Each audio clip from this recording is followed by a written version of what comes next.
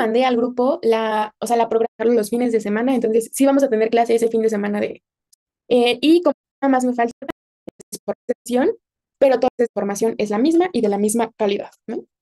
Entonces me avisan cualquier cosa. Muy bien.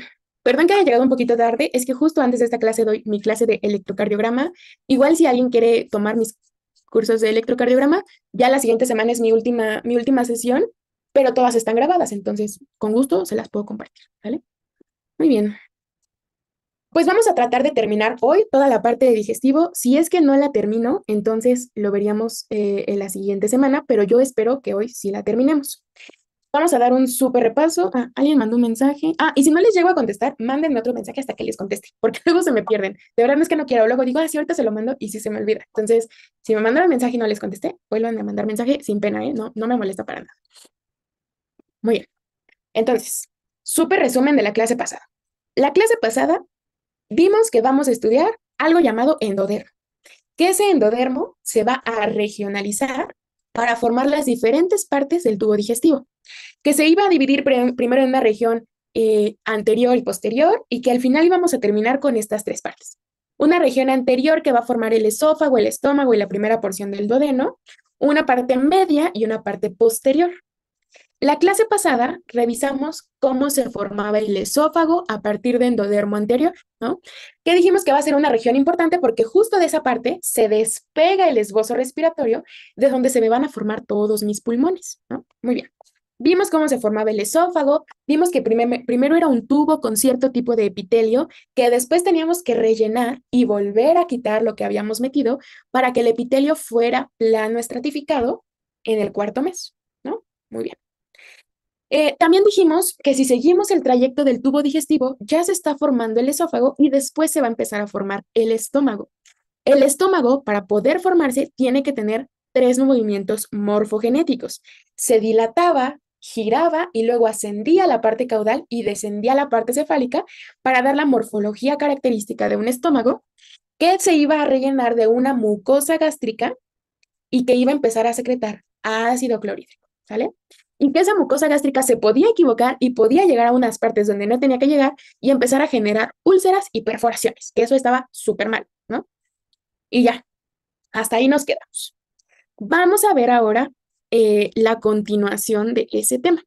Ah, alguien me preguntaba, ¿qué pasaba en el giro de 90 grados? En el giro de 90 grados, en lugar de que tu estómago quede completamente vertical, como que se vuelve como acostadito. O sea, imagínate que lo tienes así y ahora lo pones como acostadito, ¿no? Entonces, en lugar de que el estómago esté completamente vertical, lo horizontalizamos un poquito. Eso ocurría en el giro de 90 grados. Ujú, muy bien. También vimos un poquito de las patologías, ¿no? Perfecto. Entonces,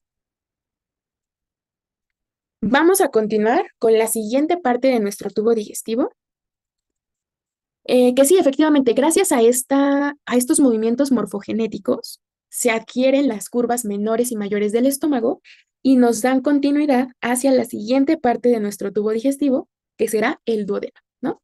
Entonces, el día de hoy vamos a ver cómo se forma nuestro duodeno. Entonces, anoten. Hoy vamos a estudiar el duodeno. Primero, paso número 1. Mientras el estómago está formando sus curvas y está girando 90 grados, el duodeno también está teniendo cambios. Entonces, el cambio número 1 es que hay un crecimiento rápido del duodeno, hay un crecimiento rápido, y número 2, adquiere forma como de una letra C.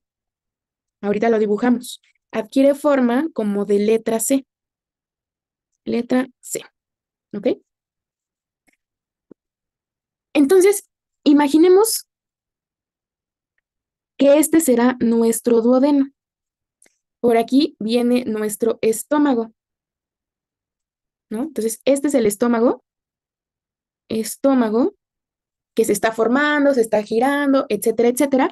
Pero justo esta parte de aquí será nuestro duodeno que con mucha imaginación está adquiriendo forma de una letra C, ¿no? Pues con mucha imaginación está adquiriendo esta forma de letra C. Pero el duodeno es súper importante, porque ¿qué creen? Del duodeno se va a formar el hígado y el páncreas. Entonces, si les llegan a preguntar, oye, ¿de dónde se formó el hígado o de dónde se formó el páncreas? Ambos se forman del duodeno. Y si somos muy específicos, el duodeno sigue siendo parte del intestino anterior. Entonces, eso es muy típico en las preguntas de los exámenes, ¿eh? Origen embriológico de hígado, puedes decir que es ahorita vemos que es una evaginación del duodeno, pero también puedes decir que viene del intestino anterior, lo mismo que con el páncreas. Puedes decir que viene del duodeno o puedes decir que viene del intestino anterior. ¿Y cómo se va a ver esto? Entonces vamos a hacer unos dibujillos. Esto que yo dibujé aquí, aunque lo voy a dibujar recto, esto que está aquí será mi duodeno. Entonces, este es el duodeno. De este duodeno lo podemos dividir en dos regiones, en una región ventral y en una región dorsal, ¿ok? En una región ventral y en una región dorsal, que si lo vemos en este dibujito de acá, esta sería la región ventral y esta sería la región dorsal.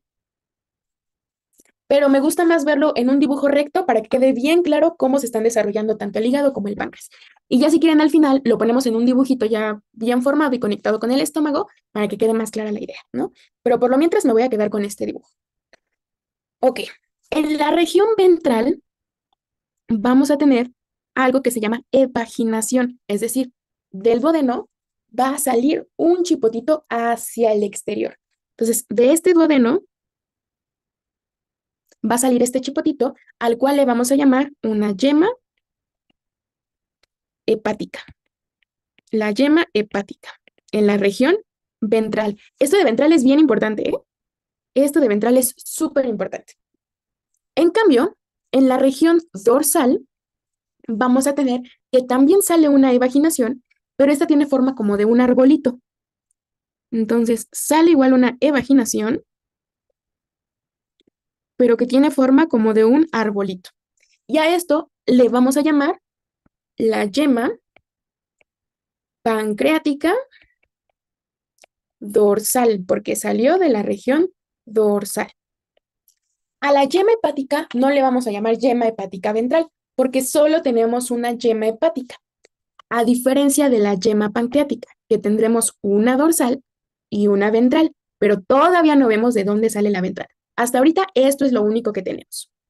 Cosas importantes. ¿De qué depende que salga una yema hepática ventral o que salga una yema pancreática dorsal? Vamos con nuestros factores de transcripción y nuestros genes. Entonces, la yema hepática, para que pueda salir, tiene que haber FGF, BMP, ácido retinoico, HEX1 y HNF6. Entonces, para que la yema hepática pueda salir de nuestro duodeno, se tiene que expresar todo esto. En cambio, en la yema pancreática dorsal, lo único que se tiene que expresar es PDX1, activina y TFX1. ¿Sale? Entonces, de estas dos concentraciones diferentes son de las que dependen o una u otra. ¿Sale? Muy bien. Primero voy a ver qué le pasa a la yema hepática y luego voy a ver qué le pasa a la yema pancreática y luego quiero decirles que mientras esto está ocurriendo, el duodeno se está rellenando de muchas células en su interior. Entonces, al mismo tiempo que está ocurriendo esto, el duodeno está sufriendo una obliteración. Obliteración. O sea, se está tapando. Esto más o menos cuando ocurre entre la quinta y sexta semana de gestación. ¿Ok? Entonces, al mismo tiempo que están saliendo las yemas, se está obliterando mi duodeno entre la quinta y la sexta semana de gestación. Entonces, más o menos muy parecido al esófago, nada va a poder pasar por ahí. ¿Ok? Muy bien. ¿Alguna duda hasta aquí? No. Muy bien. Entonces, vamos a ver los cambios que ocurren en nuestra yema hepática. Los vamos a poner aquí. vamos a ver los cambios que ocurren en la yema hepática. Algo muy interesante es que mientras se está formando todo esto, se está formando el sistema nervioso, el sistema muscular, el sistema cardiovascular. Pero a ver, nunca se han preguntado, ok, Dani, se están formando los pulmones, se está formando el corazón, se están formando los intestinos, se están formando los genitales, los riñones. ¿Cómo es, cómo es que todos nacemos con los órganos en el mismo lugar? O sea, ¿por qué a mí no se me formó el corazón en el abdomen y los intestinos en el tórax? ¿O por qué a mi hermana no se le formaron los riñones en el tórax y el corazón en la región lumbar? O sea, ¿qué es lo que dice? Corazón, tú vas a ir acá, páncreas, tú vas a ir aquí, hígado, tú vas a ir aquí. Eso viene determinado por la formación de cavidades corporales. Corporales. Entonces, al mismo tiempo que se está formando esto, también se están dividiendo dentro de nosotros los espacios en los que va a ir cada órgano. Se está formando el diafragma para dividir tórax de abdomen. Se están formando em, todo lo que son los ligamentos, los mesenterios, todo eso se está formando para decir el hígado va a ir de este lado, el hígado va a ir del lado derecho y el vaso del lado izquierdo y nunca se van a cruzar, ¿no? Ya si tenemos alguna inversión, ya eso sería una patología, pero normalmente eso no ocurre. En clases posteriores veremos cómo se forman las cavidades corporales, pero hay una cosa que se llama septum transverso. Este septum transverso es el responsable de dejar arriba la parte torácica y abajo la parte abdominal. Entonces hagan de cuenta que es como una pared que divide lo torácico de lo abdominal, que posteriormente veremos que este septum transverso es el que formará parte del diafragma, ¿no? Entonces, ahí tenemos nuestro septum transverso dividiendo nuestras cavidades corporales en una parte torácica y en una parte abdominal. ¿Eso qué tiene de importancia? Tiene de importancia que más o menos mi duodeno está localizado aquí con su yema hepática, pero el septum transverso va a empezar a secretar BMP4, ¿ok? El septum transverso va a empezar a secretar BMP4. Ese BMP4 va a favorecer que se exprese HGF, ¿ok? Al mismo tiempo, imagínense que HGF es una bolita y aquí en la yema hepática tenemos un receptor para esa bolita que se llama c-MET. Va de nuevo. La yema hepática tiene un receptor llamado c-MET que se une a HGF, o sea, HGF se busca meter aquí, ¿ok? Pero ¿de dónde viene HGF? Viene de la producción de BMP4 del septum transverso. Y la importancia de esto es que la unión de HGF más c-MET es lo que favorece el crecimiento de la yema hepática. Entonces, la yema hepática tiene que crecer. ¿Quién favorece que realmente crezca esta yema hepática? Pues la interacción entre estos dos. ¿Y cómo es que va a crecer? Una vez que se logra la interacción, la yema se va a alargar y se va a engrosar. No, espérame. Se va a alargar y en la región más distal va a formar una bolita, ¿sale? Que es la que va a formar el hígado. Entonces, la porción más distal de ese crecimiento que se dio en la yema hepática será la que nos forme el hígado. Al resto del conducto que se quedó ahí eh, conectando el hígado con el duodeno, le vamos a llamar el conducto extrahepático. ¿Ok? Entonces, el conducto extrahepático es aquel que conecta el hígado con el duodeno. ¿Sale? El hígado con el duodeno. Pero el hígado quedó en la porción más distal de nuestra yema hepática. Ahora, Si yo me enfoco específicamente en esta región de aquí del hígado, las células dentro del hígado se van a empezar a diferenciar y adquirir ciertas características. Entonces, vamos aquí abajito.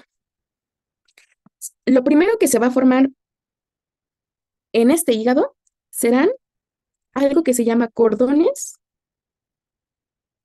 hepáticos. Cordones hepáticos. Estos cordones hepáticos tienen la característica de que son bipotenciales. Acuérdense, bipotenciales quiere decir que tienen la capacidad de formar dos tipos de células distintas. Entonces, estos cordones nos pueden formar dos tipos de células distintas. Primer tipo de célula que nos pueden llegar a formar, los famosos hepatocitos. Estos famosos hepatocitos se van a formar si estos cordones hepáticos empiezan a expresar HNF4 y FOXA. Si estos cordones hepáticos, que hagan de cuenta que son cúmulos de células que se organizan así, miren, o sea, dentro de esta bola que teníamos, dentro de esta bola, los cordones hepáticos se organizan así como en filitas, así como que aquí hay un cordón hepático, aquí hay otro cordón hepático, aquí hay otro cordón hepático, aquí hay otro cordón hepático. O sea, los cordones hepáticos son cumulitos de células dentro de esta yema engrosada en la porción distal, ¿no? Son cordones porque se acumulan entre ellos y son bipotenciales porque van a poder originar dos tipos de células distintas. Por un lado, si expresan HNF4 y FOXA, van a formar a nuestros hepatocitos. Y si nos vamos por el camino de los hepatocitos, estos hepatocitos, específicamente en la semana 10, estos hepatocitos van a producir algo bien importante, que será albúmina, pero lo más importante, alfa fetoproteína. ¿Se acuerdan que la alfa fetoproteína era un marcador de daño o de alguna alteración en el sistema nervioso? Entonces, si hay alguna alteración en el sistema nervioso, lo vamos a poder detectar hasta la semana 10, que es cuando los hepatocitos pueden producir alfa-fetoproteína, ¿sale? Entonces, antes de la semana 10 no podemos medir niveles de alfa-fetoproteína porque la alfa-fetoproteína se produce hasta la semana 10 por los hepatocitos, ¿sale? Muy bien. Ahora, eso es si nos vamos por el camino de los hepatocitos. Nos podemos ir por otro camino para formar a los colangiocitos. Colangiocitos. Estos colangiocitos se dan si en vez de HNF4 y FOXA, nosotros activamos a Notch, a SOX9 y a TGF-beta. ¿Ok? Y vamos a formar a los colangiocitos. Estos colangiocitos eventualmente pueden hacer la formación de sinusoides intrahepáticos. Si a alguien le gusta histología, sabrá de qué estamos hablando. Si no saben de qué estamos hablando, estudien histología. No, o sea, normalmente dentro del hígado nosotros encontramos justo a los hepatocitos, pero también podemos encontrar unos sinusoides intrahepáticos que tienen una función muy específica que no se tienen que aprender para embriología. Lo único que se tienen que aprender es, hay colangiocitos, hay hepatocitos. ¿De dónde vienen? De los cordones hepáticos. ¿De dónde vienen los cordones hepáticos? De la yema hepática. ¿De dónde viene la yema hepática? Del intestino anterior en la porción del duodeno. ¿Sale? Y todo esto, acuérdense, está ocurriendo en esta región de aquí. En el conducto extrahepático van a ocurrir otras cosas. Esto solamente está ocurriendo en esta región de aquí. ¿Va? Muy bien. ¿Alguna duda con esto?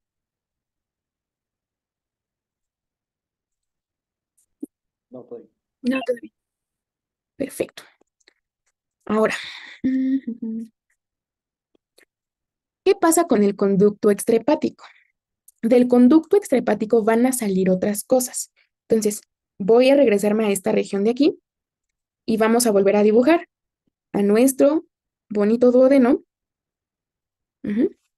Pero ahora, con su conducto, lo voy a poner más acá, con su conducto extrahepático, que es este de aquí, con la formación de su hígado. Bueno, vamos a ponerlo redondito. Aquí se está formando el hígado. Por acá teníamos un arbolito, ¿se acuerdan? Por acá teníamos un arbolito. Y entonces de este conducto extrahepático van a salir dos cosas. Por aquí va a salir otra evaginación. Déjenlo pongo con otro color. Este. No, este. Por aquí va a salir otra evaginación del conducto extrahepático. Esta evaginación va a ser algo llamado el divertículo cístico. ¿Ok? El divertículo cístico. Entonces, ¿qué es el divertículo cístico? Es una evaginación de esto que está aquí, que es el conducto extrahepático, porque está exterior al hígado, ¿sale? Entonces, el conducto extrahepático va a tener una primera evaginación llamada divertículo cístico que va a empezar a expresar SOX17. SOX17 es súper importante, típica pregunta de sus profes y de los departamentales. SOX17 para el divertículo cístico, ¿sale? Además, va a estar saliendo otra evaginación que también es como un arbolito, pero que a ese lo vamos a llamar divertículo pancreático, pero que este será el divertículo pancreático ventral. Si se acuerdan, este que veíamos acá arriba, lo podemos llamar divertículo o lo podemos llamar yema pancreática ventral, ¿sale? Entonces, este que estaba acá era la yema pancreática dorsal. Y dijimos, si hay una dorsal, tiene que haber una ventral. Entonces, si les preguntan, ¿de dónde sale la yema pancreática dorsal? Esa sale directo del duodeno. ¿De dónde sale la yema pancreática ventral? Esa sale del conducto extrahepático, no sale del duodeno, sale del conducto extrahepático. Y eventualmente tendremos que buscar la forma de que estas dos yemas se fusionen entre sí, ¿ok? Pero bueno, ahorita están separadas, ¿no? ¿Qué pasa con el divertículo cístico? Este divertículo cístico va a empezar a tener cambios y va a empezar a sufrir una dilatación. Entonces, vamos a volver a copiar nuestro bonito dibujo acá abajito. Y el divertículo cístico, que es este de aquí, va a sufrir un alargamiento y dilatación. Y dilatación. Entonces, estará nuestro conducto y estará el conducto alargado con su dilatación aquí, que va a empezar a expresar HNF6. ¿Y qué es lo que nos va a formar? Lo que nos va a formar es esta primera porción que está con naranja, que será el conducto cístico, y la dilatación que está al final del conducto cístico, que será la famosa vesícula biliar. Vesícula biliar. ¿Ok? Entonces, ahí está la vesícula. La vesícula biliar, acuérdense que sirve para que adentro de ella se almacene la bilis. Pero acuérdense que solamente sirve como un almacén. Ahí no se produce. ¿Alguien sabe dónde se produce la bilis? ¿Las sales biliares? En el hígado. En el hígado. Exacto, en el hígado. Entonces, embriológicamente se forman cerca por eso. Entonces, viene la bilis que se produce en el hígado, se mete por el cístico y se acumula en la vesícula. Se acumula en la vesícula para que cuando tengamos un estímulo que desencadene la liberación de las sales biliares, salga por el conducto cístico y llegue al duodeno donde está la comida, ¿no? Entonces, por eso se tiene que formar ahí. Ahora, ¿cuándo nuestro fetillo puede empezar a producir bilis? la bilis, producción de bilis, pero acuérdense, en el hígado será en la 12ª semana de gestación. En la 12ª semana de gestación, el hígado de nuestro fetito ya puede empezar a producir bilis y almacenarla en su vesícula biliar. Ya, pues ahorita no le sirve de mucho porque no está consumiendo comida, pero pues ya se empieza a producir, aunque en cantidades muy pequeñas, pero sí ya se empieza a producir un poquito, ¿vale? Sí, dime. ¿Puedes volver a repetir todo eso, por favor? Sí, sin problema. Entonces, resumen, tenemos un conducto extrahepático. De ese conducto extrahepático van a salir 12 vaginaciones más, que será un divertículo cístico y nuestra yema pancreática ventral. Enfocándonos en nuestro divertículo cístico, este se va a alargar y a dilatar en su porción más distal. Entonces, aquí está alargado y dilatado como si formara un globito en su porción más distal. La porción que queda alargada la llamaremos el conducto cístico y la porción que queda dilatada será la vesícula biliar. ¿Para qué nos sirve la vesícula biliar? Para almacenar bilis. Pero la bilis no se produce en la vesícula biliar. La bilis se produce acá en el hígado. Pero el hígado busca una forma de almacenarlo, que será la vesícula, para que cuando tú comas algo, no te tengas que esperar a que el hígado vuelva a producir bilis, sino que ya está la reserva, la vacía para digerir la comida y luego se vuelve a rellenar para cuando lo tengas que necesitar, ¿no? El fetito, aunque no necesita digerir cosas, ya empieza a producir cantidades muy pequeñas de bilis, muy pequeñas, pero sí produce a partir de la semana 12 de gestación. Las produce en el hígado y las almacena en la vesícula. Y todo esto ocurre en el duodeno, que sigue siendo intestino anterior. Entonces, es correcto decir que la vesícula biliar viene del intestino anterior. Es correcto decir eso. Pero si somos muy específicos, viene del conducto extrahepático, que viene del duodeno, que viene del intestino anterior. ¿Vale? Muy bien. Sí, de nada. Alguien me preguntaba lo de CEMET hace ratito. Lo de CEMET, lo que ocurre es, para que crezca tu yema hepática, CEMET busca unirse a su ligando. Entonces, la única forma que tiene de unirse a su ligando es creciendo más para alcanzar a llegar a su ligando, que a lo mejor aquí no lo representé muy bien, pero imagínate que su ligando está aquí arribita. Entonces, lo que busca es acercarse. Y la única forma de acercarse es creciendo. Entonces, empieza a crecer, alargándose hasta alcanzar a su ligando. Pero es como el estímulo para que pueda crecer, ¿no? Y ya, eso era lo de CEMET. Muy bien. Hay una patología que se llama atresia biliar. En la atresia biliar, lo que ocurre es que no se forman ni el conducto cístico ni la vesícula biliar.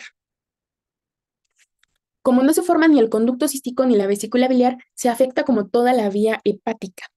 Y eso es por una mutación en un gen que se llama JAGED1. En otros libros también pueden asociar a Notch. ¿Vale? Es una mutación en JAGED1 o Notch. Más que sea una patología asociada, perdón, una patología aislada, puede estar asociada a síndromes como el síndrome de Alaquil, o también puede estar asociado a malformaciones cardíacas. ¿Por qué? ¿Quién sabe? Pero está asociado a malformaciones cardíacas, ¿sale? Entonces, si tú por alguna razón sospechas que hay una atresia de la vía biliar, tienes que ir a buscar malformaciones cardíacas. O si tienes malformaciones cardíacas, tienes que buscar que no haya atresia de la vía biliar. Estos niños normalmente nacen con mucha ictericia, es decir, muy amarillos, ¿sale? Porque hay afectación de las bilirrubinas y de los conductos, ¿sale? Entonces, ya eso es algo más fisiopatológico, pero estos niños normalmente nacen con mucha ictericia, o sea, nacen muy amarillos, ¿ok? Hay otra enfermedad, entonces, esta es una, ¿ok? Esta es una, y hay otra enfermedad que se llama síndrome o enfermedad poliquística. En enfermedad poliquística se crean múltiples quistes hepáticos. Entonces, o sea, se empiezan a formar las células hepáticas, pero dentro del hígado se empiezan a formar muchos quistes. Entonces, no deja que las células se organicen adecuadamente en el parénquima. Y si tú tomas una imagen, una tomografía de ese hígado, se ven como muchas bolitas dentro del hígado y es una enfermedad poliquística. Normalmente se da por una mutación en una proteína que se llama poliductina en los colangiocitos, en los que vimos hace rato, en los colangiocitos. Y son los que producen que, o sea, se empiece a formar como quistes intrahepáticos. Y pues eso es muy peligroso porque te puede dar una falla hepática fulminante, ¿no? De muy bebecito. Entonces, esta es otra enfermedad que también se da a este nivel. ¿Ok?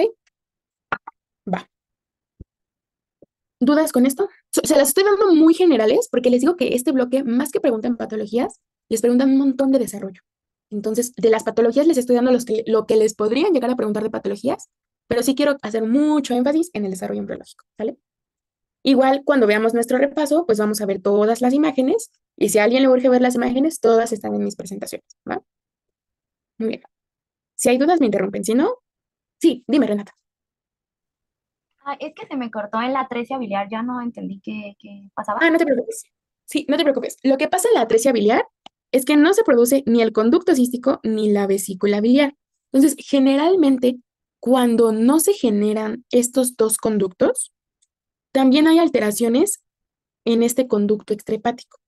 Entonces, lo que pasa es que se altera el tránsito de las bilirrubinas que vienen del hígado. Entonces, como que se altera el tránsito de bilirrubinas, las bilirrubinas son pigmentos que si se acumulan pueden causar ictericia, ¿no? Entonces, son niñitos que nacen con mucha ictericia, o sea, nacen muy amarillos. Y generalmente se ha visto que esta patología se asocia con personas que también tienen malformaciones cardíacas o síndrome de Alaguil, ¿no? Entonces, habría que descartar esas dos opciones en pacientes que nazcan con estas características. Y obviamente la única forma de descubrir que no tienen vesícula biliar será con un ultrasonido. Ujú. Muy bien. Sí, de nada. Yo tengo una duda también. Sí, dime. HNF6 es lo que expresa el conducto cístico para formar a la vesícula. Es que ya no me queda claro ahí. HNF6 es lo que genera el alargamiento y la dilatación para formar estas dos estructuras. Ok, gracias. Va, de nada. Muy bien. Ahora, ya vimos qué le pasó.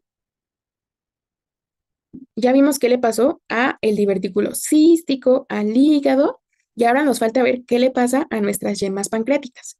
Entonces vamos a ver qué le pasa a mis yemas pancreáticas. Pancreáticas. Entonces, antes de decirles cómo se ve su fusión, quiero decirles qué derivados nos van a dar. Entonces, lo que es la yema pancreática ventral, lo que nos va a estar formando será la cabeza del páncreas, ¿sale? Entonces, el páncreas se divide en tres porciones. En la cabeza, en el cuerpo y en la cola. La yema pancreática ventral nos dará la cabeza del páncreas. Después, la zona de unión de las dos yemas es lo que me va a formar el cuerpo del páncreas. Y finalmente, la yema pancreática dorsal será la que me forme la cola del páncreas. Entonces, el páncreas tiene una cabeza, un cuerpo y una cola. La cabeza viene de la yema ventral, la cola viene de la yema dorsal y el cuerpo viene de la unión de estas dos yemas, ¿va? ¿Cómo se van a fusionar estas dos yemas que se formaron en lugares completamente distintos, ¿no? O sea, eso es como que lo que hay que entender ahorita. Entonces, lo que va a ocurrir es lo siguiente. Tenemos a nuestro duodeno, ¿ok? Tenemos a nuestro duodeno. Por un lado tenemos a nuestra yemita dorsal, que anda por aquí. Por otro lado tenemos a nuestra yemita ventral que anda por aquí, ¿ok? Entonces, lo que tiene que ocurrir es que tiene que haber una rotación de la yema pancreática ventral. Entonces, paso número uno. Paso número uno. Hay un crecimiento de la yema pancreática ventral. Primero tiene que crecer. Ya que creció, paso número dos. Es que no es una flexión. ¿Cómo les dije la palabra hace rato? Hace una rotación hacia la región dorsal. ¿Ok? Entonces, ¿cómo es que va a dar esa rotación? Hagan de cuenta que el arbolito que estaba viendo hacia acá va a empezar a ver hacia acá. Entonces, hace como que, en lugar de estar viendo hacia la región ventral, como que se va a rotar hacia la región dorsal. Pero ahí todavía no es lo suficiente para que se encuentren estas dos yemas. Después lo que tiene que ocurrir, número 3, es que la yema pancreática dorsal hace una rotación ventral. Una rotación ventral. Entonces yo sé que está muy extraño, pero les prometo que al final queda aquí mi duodeno. Ujú, aquí mi duodeno. Ah, y me falta un paso muy importante. Paso número 4. El conducto extrahepático,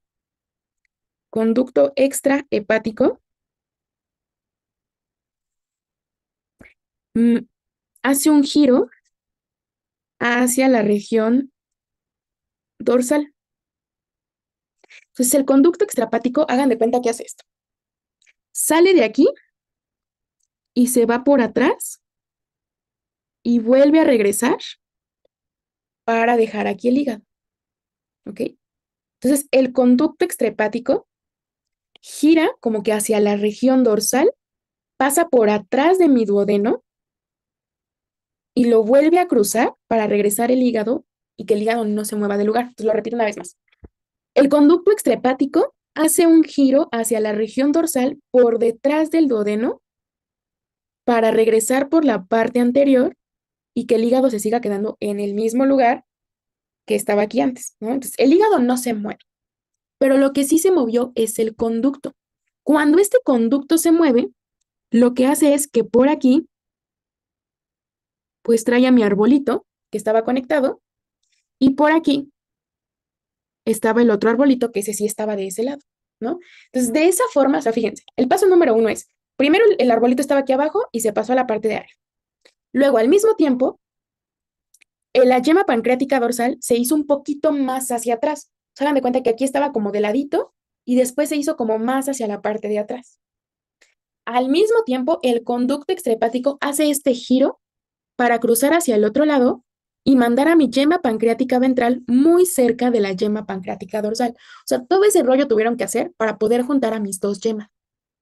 Si no se quieren aprender todo eso, lo único que tienes que decir es, hay un giro en el conducto y en las yemas para que queden juntas. O sea, la verdad es que nunca te van a preguntar estos pasos, pero sí te van a preguntar de dónde se originaron. Una del duodeno, otra del conducto extrahepático, ¿vale? Entonces, una vez que se unen,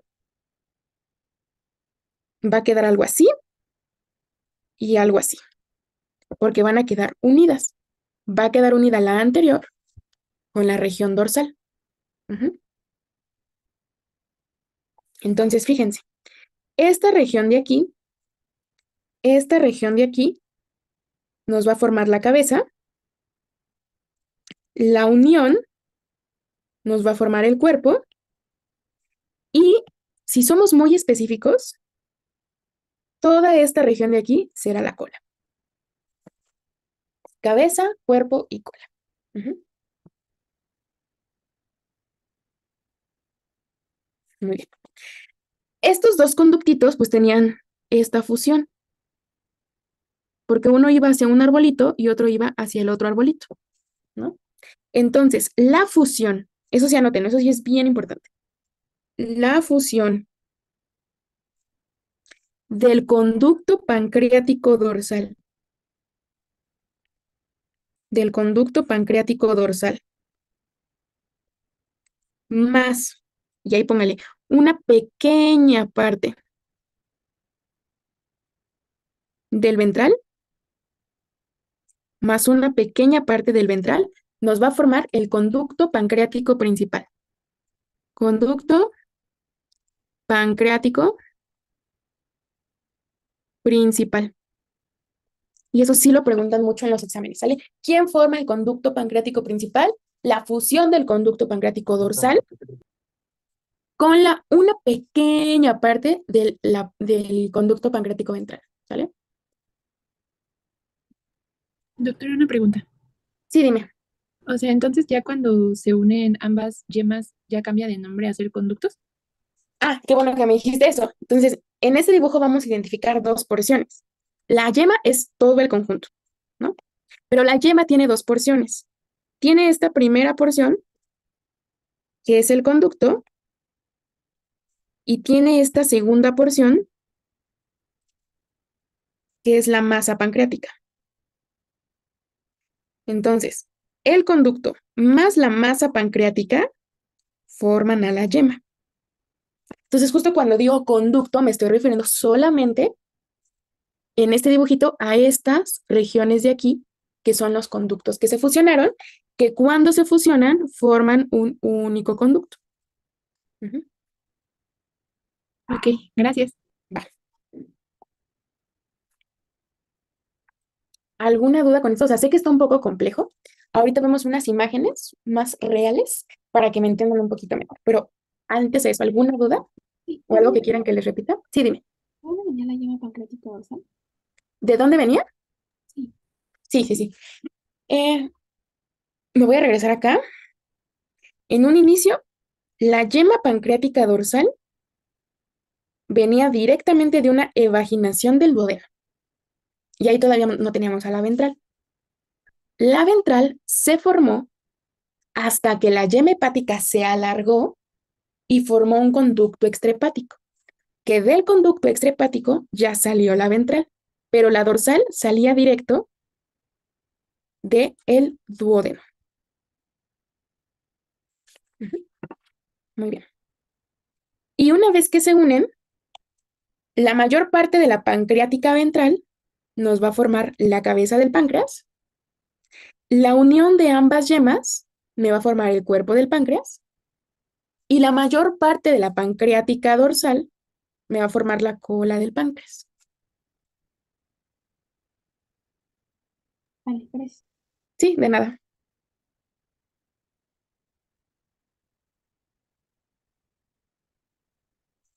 Ok.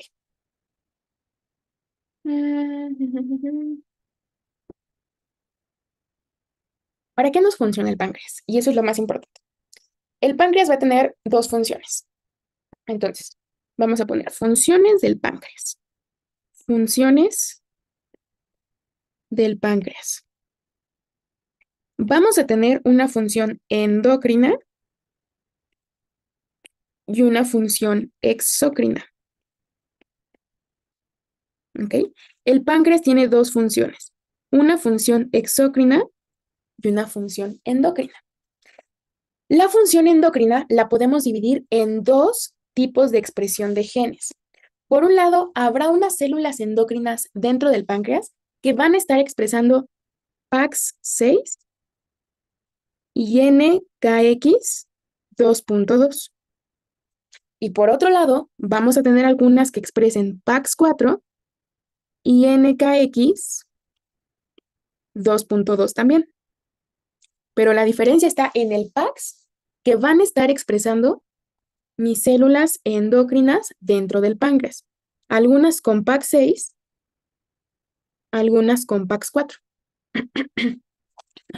Ahora, las que expresan PAX6 se pueden dividir en dos grupos. Las células endocrinas alfa y las células endocrinas gamma. Y de las que expresan PAX4, podemos tener a las células endocrinas beta o a las células endocrinas delta. Y aquí viene lo que se tienen que aprender. Lo que se tienen que aprender es que las células endocrinas alfa van a estar secretando glucagón, que las células secretoras beta van a secretar insulina, que las gamma van a secretar algo que se llama polipéptido pancreático, y las delta van a secretar somatostatina. ¿Ok? ¿Qué más se tienen que aprender? Cuando el cuerpo del embrión ya empieza a secretar las más importantes, que son glucagón e insulina. Entonces, más o menos en el quinto mes inicia la secreción de glucagón e insulina. Las otras son menos inespecíficas y son más variables, pero las que sí estamos seguros es el glucagón y la insulina son en el quinto mes de gestación. Eso sí puede ser muy preguntable, ¿va? Ahora, todo eso es del lado endocrino. Del lado exócrino, vamos a secretar enzimas, que van a ser la amilasa y la carboxipeptidasa. Entonces, endocrinamente vamos a secretar hormonas, exocrinamente vamos a secretar enzimas. Y esto sí se lo tienen que aprender, ¿eh? ¿Qué les podrían preguntar, por ejemplo? Dime el origen embriológico de la glándula que secreta insulina. Y tú así de, ¿qué? Entonces te tienes que acordar que la insulina viene del páncreas, que el páncreas viene de una yema dorsal y una yema ventral, que salieron la yema dorsal del duodeno, la yema ventral del conducto extrahepático, pero que finalmente todo viene de endodermo del intestino anterior. ¿Sale? Finalmente todo viene de endodermo del intestino anterior. Muy bien. ¿Cuándo se liberan las enzimas, la amilasa y la carboxipeptidasa? Estas se liberan de 2 a 3 semanas antes del nacimiento. De 2 a 3 semanas antes del nacimiento. No nos dan más especificidades, si 37, 38.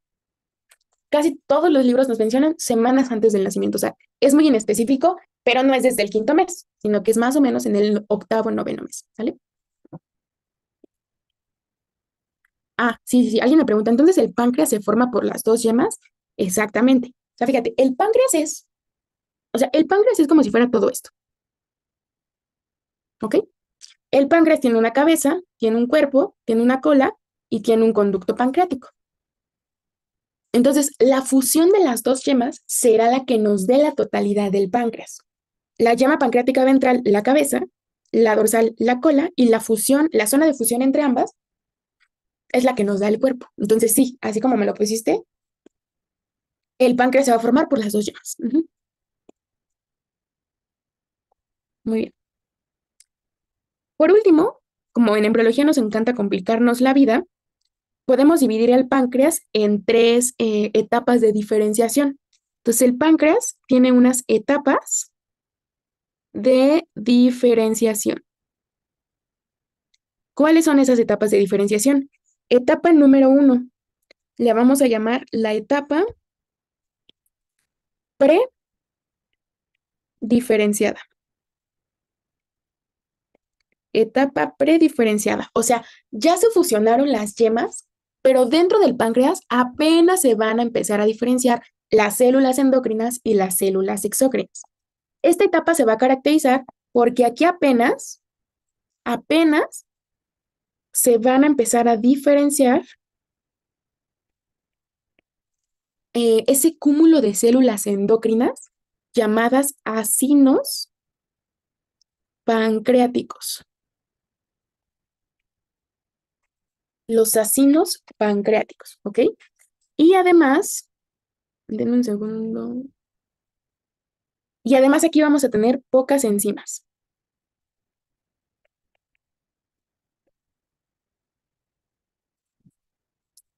Alguien me va a decir, Dani, no tengo idea de qué son los acinos pancreáticos. Los acinos pancreáticos son los cúmulos de células exócrinas. Entonces, si apenas están formando los acinos pancreáticos, pues apenas vamos a tener un poquito de enzimas, ¿sale? Apenas. Ok. Luego, vamos a tener una segunda etapa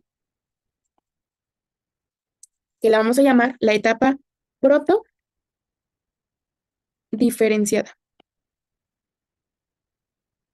En la etapa protodiferenciada, aquí es donde empieza el desarrollo de islotes pancreáticos. Y si alguien no sabe qué son los islotes pancreáticos son las células endocrinas. ¿Ok?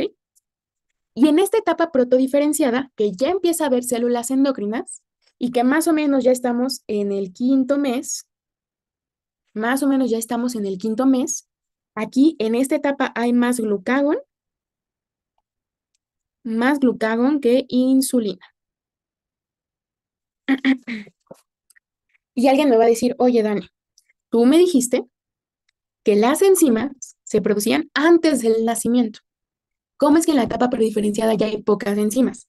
Es que en realidad aquí la palabra correcta, más que decir enzimas, son simógenos. ¿Alguien sabe qué es un simógeno? Una enzima inactiva. Exacto. O sea, un simógeno es una enzima, pero que está inactiva. Entonces, sí se producen muchos simógenos, pero no están activos. Ya se activan semanas antes del nacimiento, ¿sale? Entonces aquí, más que enzimas, son simógenos, es decir, son enzimas inactivadas. Y finalmente llegamos a una etapa número 3, a la cual vamos a llamar diferenciada. En esta etapa diferenciada vamos a tener muchos simógenos. ¿Ok? Entonces aquí sí tenemos muchos simógenos. Y eso es lo que caracteriza una etapa diferenciada, que es más o menos en el séptimo mes. Esto es más o menos en el tercer a cuarto mes.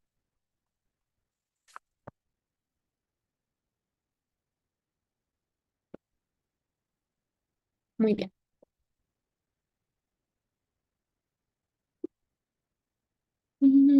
¿Alguna duda? ¿No? Todo bien. Va. Patología. Hay una patología que se llama páncreas anular. Súper preguntable. ¿Qué ocurre en el páncreas anular? Me voy a regresar a este dibujito que vimos acá arriba. Este dibujito que vimos acá arriba. Alguien me pregunta, entonces las enzimas que se liberan 2 semanas antes del nacimiento ya están activadas. Sí, exacto. O sea, la característica que tienen esas enzimas es que ahora sí ya están activadas. Antes de eso, aunque hay muchos simógenos, no están activos. Hasta semanas antes del nacimiento es cuando se activan. Muy bien. Entonces, miren, ¿qué pasa en el páncreas anular? El páncreas anular se caracteriza por un anillo de tejido pancreático que está rodeando al duodeno. Un anillo de tejido pancreático que rodea al duodeno. Entonces, ¿qué es lo que ocurre en esta patología? En vez de que rote y se acomode por atrás, como normalmente lo tiene que hacer, en esta patología tenemos a nuestro duodeno, tenemos a nuestra yema hepática dorsal, pero la yema hepática ventral, en lugar de pasarse por atrás y unirse, lo que hace es, sale desde aquí, bueno, aquí está nuestro conducto, y entonces esta yema sale desde aquí y regresa a su misma posición. O sea, en lugar de quedarse nada más, les voy a hacer el dibujo con rojo, en lugar de hacer este giro y ya quedarse posicionada en esta región, lo que hace es dar el giro y volver a regresar hacia el conducto extrahepático. Entonces, en lugar de que se quede nada más aquí la yema, vuelve a generar un cierre hacia esta zona de acá, formando como esta posición de anillo. Entonces, el páncreas anular es un anillo de tejido pancreático que está rodeando a todo el duodeno. Entonces lo está apretando. Y cuando el páncreas empieza a crecer y empieza a generar sus islotes y sus acinos, pues todo este anillo se empieza a hacer cada vez más grueso y empieza a presionar a nuestro duodeno, ocasionando una obstrucción intestinal. O sea, el duodeno está quedando todo apretado y no pueden pasar cosas a través de ese duodeno. Y esa obstrucción puede ser parcial, o sea, puede que no lo apriete por completo o puede ser completa, que lo esté presionando tanto que el duodeno quede completamente obliterado por esa obstrucción mecánica. ¿Sale? ¿Qué va a pasar aquí? Lo que va a pasar aquí es que cuando el niño come, muy parecido a cuando teníamos hipertrofia del píloro que nada podía pasar, pues todo el alimento se empieza a acumular, acumular, acumular y de repente hay tanto acúmulo que vuelve a comer y lo vomita. Vuelve a comer y lo vomita, ¿sale? Entonces puede haber mucho vómito. En los niños cuando comen ya sólidos, ¿sale? Ok. La característica que tiene este vómito es que tampoco tiene bilis y se dice que es un vómito en proyectil o escopeta. Es decir, el niño no te va a decir, ay, tengo náuseas, voy a vomitar, me siento mareado, tengo asco. No, cuando menos sientas, te va a vomitar y así potente, ¿sale? Entonces, generalmente los vómitos, cuando tú te quieres vomitar, es como de, ay, como que siento que me voy a vomitar, ¿no? Y te vomitas. Pero estos niños no sienten que se van a vomitar y de repente se vomitan. Entonces, por eso se llama en proyectil o escopeta, porque sale de repente, así sin avisar, se vomita, ¿sale? Y no tiene tanto contenido de bilis porque todavía, porque generalmente este anillo se forma antes de que o un poquito más arriba de la desembocadura de las sales biliares, ¿sale? Entonces, no tiene bilis, pero sí es un vómito muy repentino, así de que vómito, ¿no? Así, no se lo recomiendo en su internado. ¿Alguna duda con esto? Todo bien. Muy bien. ¿Qué hora es? Son las 8. Y me falta intestino y... Ok, vamos a seguir hasta las 8:20, ¿sale? Y yo creo que con eso ya terminamos. ¿Cómo es el tratamiento de estos niños? Ah, pues el tratamiento puede haber de dos. Lo que sí es que o sea, es algo quirúrgico. Eso, de que es algo quirúrgico, es algo quirúrgico. Lo que se puede hacer es, o sea, resecan una parte del páncreas y con eso puede que sea suficiente, pero a veces el páncreas está tan fusionado con el duodeno que también tienen que cortar una parte del duodeno y volver a reconectarla, ¿no? Entonces, es complejo porque depende de qué tan fusionado está el páncreas con el duodeno, qué tanto es el grado de obstrucción. Entonces, lo que sí o sí es que es algo quirúrgico. Ujú. Muy bien.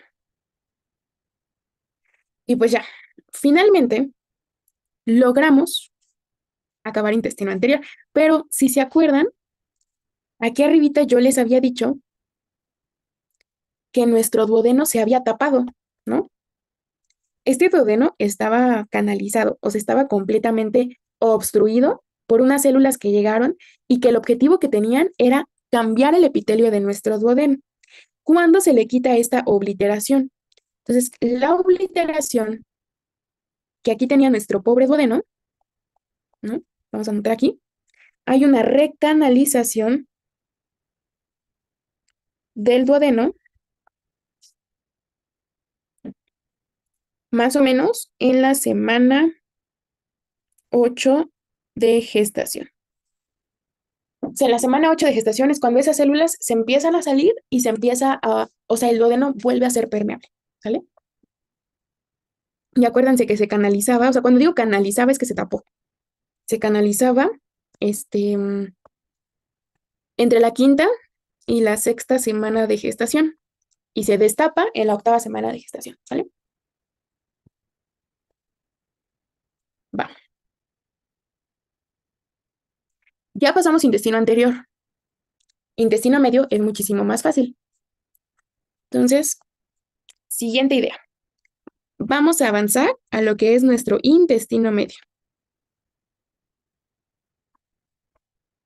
Ok. El intestino medio está bonito porque fíjense, viene aquí nuestro intestino medio y genera ese globito que es el saco vitelino. Alguien me preguntó, ¿la canalización también sería para un cambio de epitelio? Fíjate que esta canalización, más que para un cambio de epitelio, es como que para que mientras se están formando las evaginaciones, esas evaginaciones tengan la suficiente cantidad de células para formar evaginaciones. O sea, imagínate, tú tienes un tubo y le va a empezar a salir un chipotito.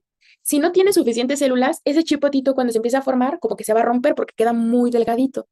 Entonces, el duodeno se llena de células para que esas células que están dentro de él sean las que me ayuden a formar la yema hepática y la yema pancreática.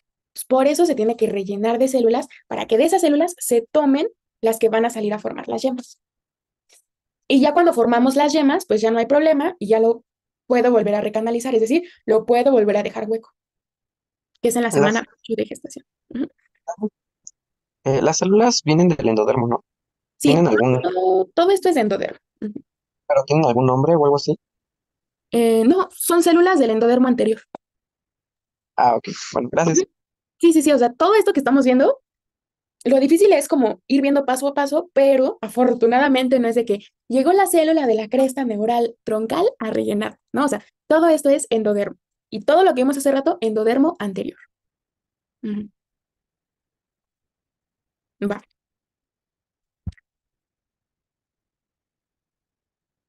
Ok, ahora vámonos con el intestino medio.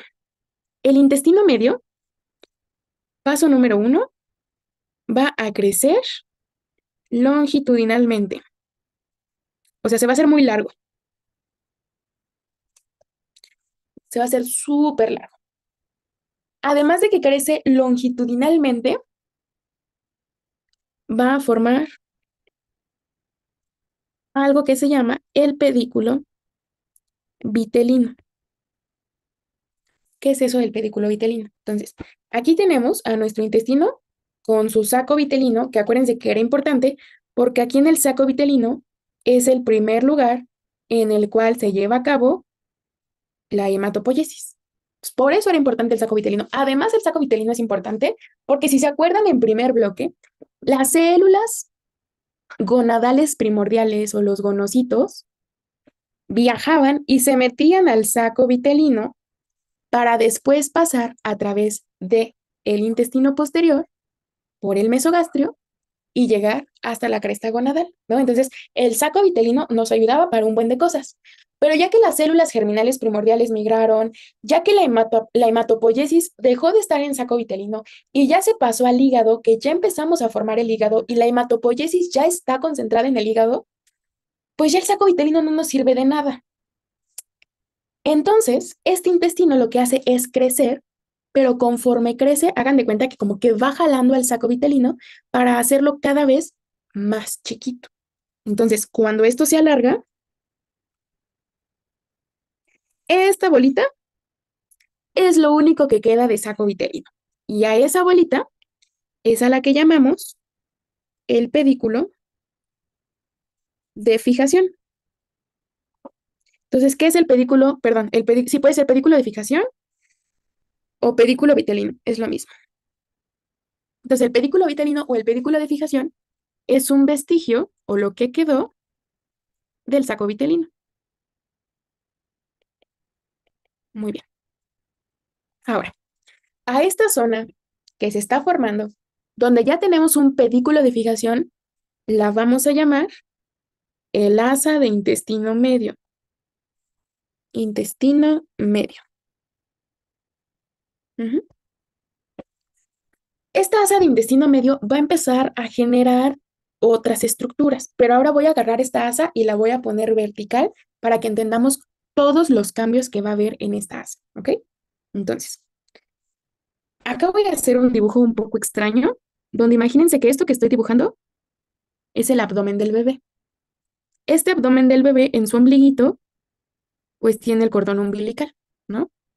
Y ya, aquí el resto de las estructuras. Como por aquí ya están sus patitas, sus piecitos, ¿no? Ok. sea, yo sé que esto está muy extraño, pero les prometo que este es el cordón umbilical. Cordón umbilical. Y toda esta región de aquí es el abdomen. Ujú, ok. Entonces, el estómago viene más o menos por aquí. Se está formando el estómago. Ujú. Luego por aquí viene nuestro duodeno, donde por aquí está formando el hígado y por acá ya se están formando las yemas pancreáticas. Y luego viene nuestro intestino medio. Entonces, mi intestino medio viene por aquí, se mete por el cordón umbilical y vuelve a bajar. Vamos a poner al saco vitelino o al pedículo de fijación como una bolita aquí. Lo voy a poner como una bolita. Esa bolita está ubicada justo aquí metida en el cordón umbilical. A esta salida de los intestinos a través del cordón umbilical, yo lo voy a llamar una hernia, pero es una hernia fisiológica. O sea, está bien que se forme esa hernia. Es normal que se forme esa hernia. ¿Qué es una hernia? Una hernia es una protrusión de tejidos blancos a través de la pared abdominal. O sea, una hernia es una protrusión de tejidos blandos a través de la pared abdominal. Si somos muy estrictos, la pared abdominal queda aquí cerrada. Pero en los bebés, ahí dejan que se ponga. Si somos muy estrictos, la pared abdominal quedaría aquí cerrada. Pero pues en los bebecitos tenemos el cordón umbilical que conecta. Entonces por ahí se salen los intestinos. Y después se tienen que meter, ¿vale? Pero vamos a ver cuándo se meten. Pero vamos a quedarnos con la idea de que ahí hay una hernia fisiológica. Es decir, se están saliendo los intestinos por el cordón umbilical. Ahora, este intestino medio va a empezar a hacer movimientos de rotación. Entonces vamos a anotar. Movimientos de rotación del intestino medio. Ujú. Que van a ser 3 movimientos. Esos 3 movimientos se dice que son 3 giros antihorario. Y esa palabra la van a escuchar mucho, de que giros antihorarios. Entonces, eso no es más que imagínate un reloj donde aquí tenemos el 12, el 3, el 6 y el 9, ¿no? Normalmente el horario pues va hacia acá, ¿no? O sea, va de el 12 hacia el número 9. Pero cuando te dicen antihorario, quiere decir que el giro va hacia acá. Entonces, este es el giro antihorario. Es decir, de izquierda a derecha, para que no nos confundamos, ¿va? De izquierda a derecha son los giros antihorarios. O sea, creo que eso confunde más que te digan antihorario a que te digan gira de izquierda a derecha, pero bueno, así lo vas a leer en muchos libros, ¿sale? Es un giro antihorario de izquierda a derecha. ¿Cuáles van a ser esos movimientos? Entonces, mira, te voy a dibujar el intestino anterior como si estuviera recto, ¿sale? Para que tengas una mejor idea. Este de aquí será mi intestino anterior. Mi intestino anterior tiene un pedículo de fijación, que lo vamos a poner con rojito, o un pedículo vitelino. Además del pedículo vitelino, en una porción más inferior se le está formando el ciego. Entonces, esto que está aquí abajo es el ciego, esto que está aquí arriba es el pedículo vitelino. Ujú. A la porción de intestino que queda por arriba del pedículo vitelino le voy a llamar intestino medio cefálico, y a la porción de intestino que queda por debajo del ciego le voy a llamar intestino medio caudal, ¿sale? Entonces tengo varias porciones. Tengo un intestino medio cefálico, luego tengo un pedículo vitelino, luego tengo una porción de intestino que no le voy a poner nombre, solo sé que sigue siendo intestino medio. Luego tengo al ciego y por debajo del ciego tengo otro pedacito de intestino medio caudal, ¿va? Y estos son los que van a empezar a hacer las rotaciones. Entonces, cambio número 1. Anótale. La región cefálica o la región de intestino medio cefálico gira hacia lado derecho. ¿Ok? Esa porción va a girar hacia el lado derecho. ¿Cómo se va a ver aquí? Vamos a tener aquí la porción cefálica que va a hacer un giro, y para que no se me confundan, porque les digo que lo del reloj confunde, porque tú el reloj lo ves al revés, entonces esto va a ser derecho y esto va a ser izquierdo, para que no nos confundamos, ¿sale? Esto será derecho, esto será izquierdo. Entonces, la porción cefálica gira hacia el lado derecho, ¿va? Ahí está el dibujito. Continúa hacia abajito y aquí abajito vamos a seguir teniendo pues nuestro pedículo vitelino, otra porción de nuestro intestino, nuestro ciego y la porción caudal. Eso sigue estando normal. Movimiento número 2, anótale. En el movimiento número 2, la región caudal se va hacia la región cefálica. La región caudal se va hacia la región cefálica. O sea, a quien no le guste la ubicación visoespacial va a odiar este tema, pero ni modo. Entonces, la región caudal se va hacia la región cefálica. ¿Cómo se va a ver eso? Vamos a seguir teniendo esta inclinación hacia la derecha. Vamos a tener aquí nuestro pedículo vitelino, pero toda la región caudal, aquí está mi ciego, toda la región caudal se va a girar hacia la parte cefálica. Y va a ser una formilla así. Entonces, esta era la primera flexión y luego la región caudal gira hacia, o se va hacia la parte de arriba. O sea, esto que estaba aquí abajo, ahora es esto que está acá arriba. Y además creció, porque dijimos que mientras está haciendo esto, está creciendo. Y último giro. Aquí vamos a anotarlo y ahorita te voy a decir qué significa esto. Paso número 3.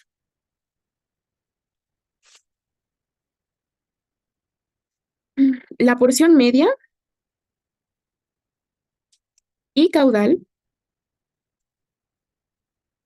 se vuelven anteriores, o es lo mismo decir ventrales, a la región cefálica. A la región cefálica. Y este es el más difícil, ¿eh? Entonces, agárrense. Y es algo difícil para mí que no sé dibujar, entonces, valoren este gran esfuerzo. Viene mi porción cefálica con su torsión a la derecha. Pero luego pasa algo así. Entonces, a ver, vamos a ver qué es esto. Viene mi porción cefálica, que es giro hacia la derecha, ¿no? Al mismo tiempo que están ocurriendo estas flexiones, el intestino se está alargando.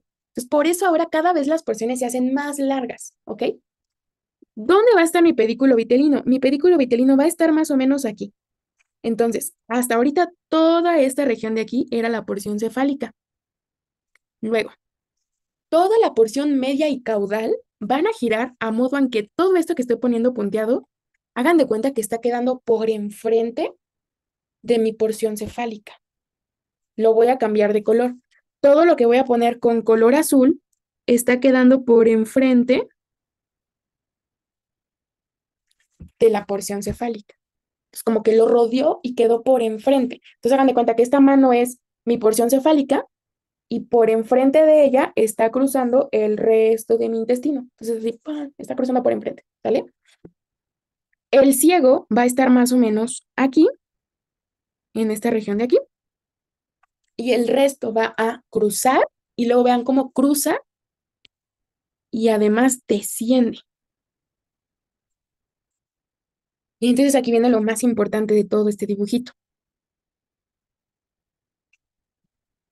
Voy a hacer esto más chiquito. Ujú. Ok, fíjense, pongan atención, ¿eh? La parte desde acá hasta más o menos por aquí, ¿qué sigue después del duodeno? Exacto. Toda esa porción de aquí es el yeyuno. Luego, todo esto que voy a poner con color rosita, desde más o menos por aquí hasta acá, todo esto que está en color rosita, que será el número 2, será el ilion. Luego, todo lo que voy a poner con azul marino, ay, todo esto que más o menos está aquí, que será el número 3, será el colon ascendente. Colon ascendente. Luego, con color naranja, todo esto que queda aquí, que será el número 4, será el colon transverso. Y la parte que queda en azul, que es la número 5, es el colon descendente. La bola que quedó aquí verde, o sea, esta de aquí, esta de aquí, será el número 6, que será de donde se forma el ciego. Y nuestra bolita roja, que será el número 7, sigue siendo el pedículo vitelino. ¿Ok? Y más o menos así es como se cruzan los intestinos para posicionarse en la forma en la que nosotros tenemos los intestinos. Ahora, por último, para que ocurran todas estas flexiones, el intestino siempre tiene que tener una guía de me tengo que hacer más a la derecha, me tengo que cruzar, me tengo que ir a la izquierda. Tiene que tener como una guía que le diga hacia dónde se tiene que flexionar. Entonces, durante todas estas flexiones, siempre hubo una estructura muy importante llamada, siempre estuvo aquí, aquí, aquí y aquí, aquí, aquí, aquí y aquí. Esta estructura llamada arteria mesentérica, arteria mesentérica superior, ¿sale? Arteria mesentérica superior. Entonces, esa arteria mesentérica superior, pregunta de examen, ¿eh? Es el eje sobre el cual se van a dar las rotaciones del intestino medio. Si no se forma bien la arteria mesentérica, el intestino medio no sabe hacia dónde tiene que girar. Entonces, la arteria mesentérica superior es el eje en el cual o el cual guía la rotación del intestino anterior, ¿va? Arteria mesentérica superior. Muy bien.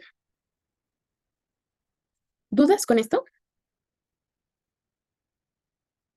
Está complejo, pero ya empieza a tener un poquito más de forma, ¿no? Muy bien. Pues básicamente esto es lo que ocurre en intestino medio. Solamente nos falta saber qué ocurre con intestino posterior y las patologías de intestino medio. Entonces, eso, si quieren, lo vemos el siguiente fin de semana. Creo que lo más importante para sus profesores es lo que ya vimos ahorita, porque hubo varias personas que me dijeron, Dan, es que ya me van a ver, ya voy a ver digestivo y no entiendo nada. O sea, creo que con esto abarcamos casi todo. Ya lo del intestino posterior básicamente es cómo se forma el ano y ya, ¿no? Entonces, pues es muy sencillo y me falta ver algunas patologías muy específicas, porque sí les tengo que enseñar imágenes. Y lo más importante, ¿qué arteria irriga qué partes del intestino? Entonces, esa tablita viene en la presentación, pero sí necesito que se la aprendan. Se las voy a mandar ahorita al grupo, la vamos a revisar a detalle el siguiente fin de semana, pero luego igual se las preguntan. Entonces, esto que les estoy mandando al grupo también es importante que lo revisemos. Ok, alguien me preguntó, ¿puedes repetir lo de la arteria? Sí, claro que sí. los intestinos tienen que llevar como un eje, así como que, o sea, tú dices, estoy caminando 5 pasos a la izquierda en referencia a este cuadrito de aquí, o estoy girando hacia la derecha porque estoy en referencia a esta calle de aquí, ¿no? Entonces, también los intestinos tienen que tener un punto de referencia, y su punto de referencia es que la arteria mesentérica superior es la que siempre está en la línea media. Y entonces con ello se basan de en base a la línea media, voy a girar a la izquierda, me voy a mover a la derecha, voy a rodear al intestino para pasar por enfrente, ¿no? Entonces, la arteria mesentérica superior es la que le da el eje a todo el intestino medio, ¿sale? Solo al intestino medio, o sea, solo a esta zona de aquí. Esperen, dejen que se ponga. Solo a esta zona de aquí. El intestino anterior no necesitaba un eje. El intestino medio, todo esto que les estoy encerrando con rojo, usa como eje a la arteria mesentérica superior, ¿no? Ok. Sí, dime, Alfonso. Eh, te iba a preguntar si la tenia y las austras no tenían relevancia en embrión, o sí, ¿La qué? la tenia y las austras. Ah, mm, más que nada, una vez que se han posicionado como deben estar, ya cada porción adquiere su propio tipo de epitelio, su propio tipo de mucosa, su propio tipo de tejido muscular peristáltico, su propia morfología, las austrias, todo eso ya lo adquieren posteriormente. La verdad es que al menos yo no he leído mucho en los libros de embrio que se enfoquen tanto en la morfología específica. Más que nada les importa el posicionamiento y ya eso es un poquito más de histología. Entonces, al menos para embrio, con que te sepas los movimientos y cómo adquieren su posición, está perfecto, ¿vale? Gracias, Dani. Sí, de nada. Tengo otra pregunta que dice, Dani, ¿de dónde sale el apéndice vermiforme? Ah, el apéndice justo sale del ciego. Entonces el apéndice está más o menos, es una colita que sale de aquí del ciego. Déjalo dibujo ahí. Entonces eso de ahí es el apéndice que sale del ciego. Ujú. Y es muy caótico porque si se inflama eso, te duele mucho. Entonces de ahí sale el apéndice. Ujú. Va, de nada. Muy bien. Pues bien, la siguiente semana terminaremos de explicar intestino posterior, que les digo que ya es muy sencillo. Bueno, no es muy sencillo, pero ya es muy poquito. Y les explico bien patologías donde sí les tengo que enseñar imágenes. Y ese mismo día yo creo que empezamos con la parte de respiratorio para que no nos atrasemos. Mañana sí me gustaría darles clase, pero mañana me toca guardia. Entonces, no voy, o sea, por más que quisiera, o sea, entro a las 7 y salgo hasta el lunes. Entonces, no hay forma de que mañana les pueda dar clase, ¿no? Em, Sí, no, perdón. La fortuna es que los siguientes 2 fines de semana no tengo guardias en fines de semana, entonces podremos ver clases sábado y domingo de las siguientes semanas, ¿sale? Solamente esta semana sí me agarraron así como que, porque la semana pasada me tocó guardia en sábado y esta semana me toca guardia en domingo, entonces pues por eso no he podido darles clases